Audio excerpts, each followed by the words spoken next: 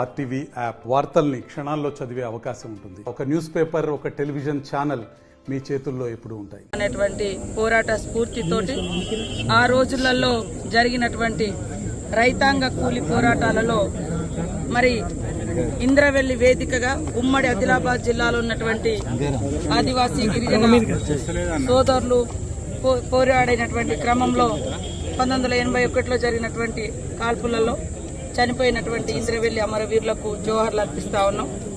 వారి యొక్క పోరాటం, వారి యొక్క ఆరాటం అంతా కూడా ఈ భూమి మీద మాకు హక్కులు ఉండాలి, ఈ భూమి మాకు భుక్తినివ్వాలనేటువంటి లక్ష్యంతో ఆనాడు పోరాటం చేసి మరణించడం జరిగింది.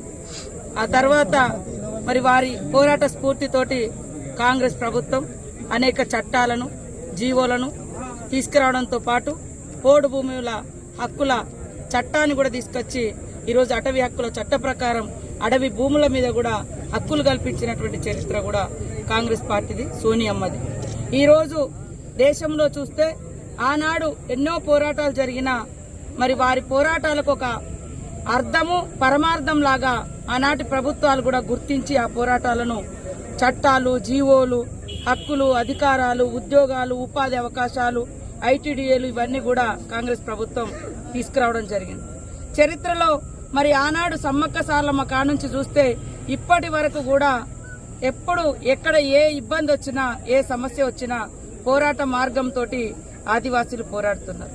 గత కొంతకాలంగా 10 సంవత్సరాలుగా చూస్తే ఈ దేశంలో ఉన్నటువంటి బీజేపీ ప్రభుత్వము అటవీ ప్రాంతాలలో జరుగుతున్నటువంటి ఆదివాసీ పోరాటాలు కావచ్చు, దళిత పోరాటాలు కావచ్చు, గిరిజన పోరాటాలు కావచ్చు, యువకుల పోరాటాలు కావచ్చు, ప్రతి పోరాటాన్ని ఉక్కు పాదంతో అణిచివేస్తున్నారు.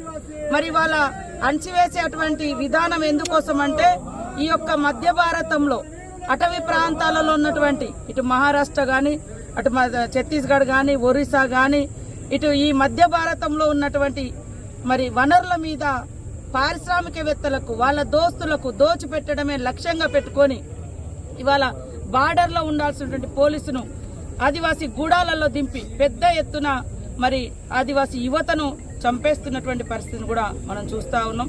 ఇది సరైన పద్ధతి కాదు. ఇవాళ బయటి దేశాలతో పోరాడాల్సినటువంటి బార్డర్ పోలీసు వచ్చి ఇవాళ గూడాలలో తిరుగుతుంటే బిక్కుమని భయపడుతున్నటువంటి సంఘటనలు కూడా మన బార్డర్ రాష్ట్రాలు, ఇటు ఒరిస్సా కానీ, ఇటు ఛత్తీస్గఢ్ కానీ, అటు మహారాష్ట్రలో కనబడతా ఉంది. అలాంటి సంఘటనలు జరగకుండా మరి కేంద్ర ప్రభుత్వం ఇవాళ ఆదివాసుల కోసం, గిరిజనుల కోసం, దళితుల కోసం ఇవి అవి అని చేస్తున్నామని చెప్తున్నారు. ఏం చేస్తున్నారు?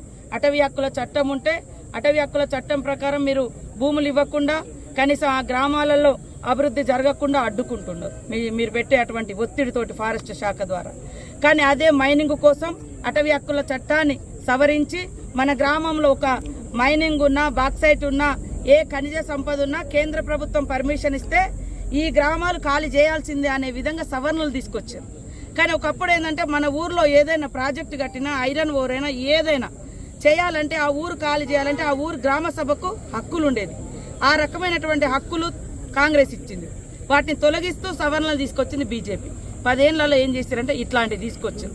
ఎవరికి ఎకరం భూమి ఇవ్వలేదు, ఎవరికి ఇండ్లు ఇవ్వలేదు, నిరుద్యోగ యువతకు ఉద్యోగాలు ఇవ్వలేదు. మరి ఆదివాసీ పోరాటాలకు అర్థం లేకుండా అణచివేతనే ఆయుధంగా ఎంచుకొని ఈరోజు కేంద్ర ప్రభుత్వము చేస్తుంది. దాన్ని ప్రతి ఒక్కరు కూడా ఖండించాలి. ఇప్పుడు మేడం బీజేపీ ఎంపీ గారు ఇప్పుడు ఆరోపించారు, రేవంత్ రెడ్డి గారు ఓన్లీ ఆదివాసీ దండారులని హామీ ఇచ్చారు కానీ అధికారంలోకి వచ్చినా ఏం చేస్తలేరని. వారు 10 ఏళ్ల నుంచి అధికారంలో ఉన్నారు. మేము ప్రతిదీ కూడా ఏదైతే ఇచ్చినామో ఆ మాట ప్రకారం ఇవాళ బీజేపీ నాయకులు, బీఆర్ఎస్ నాయకులు ఈ జిల్లాలలో కొట్లాటలు పెట్టించారు తప్ప ఒక ఉద్యోగం ఇవ్వలే. కానీ మేము రాగానే కొట్లాటలు వద్దు, అందరం కలిసిమెలిసి ఉండాలి, ఎవరి హక్కుల కోసం వాళ్ళు ప్రభుత్వం.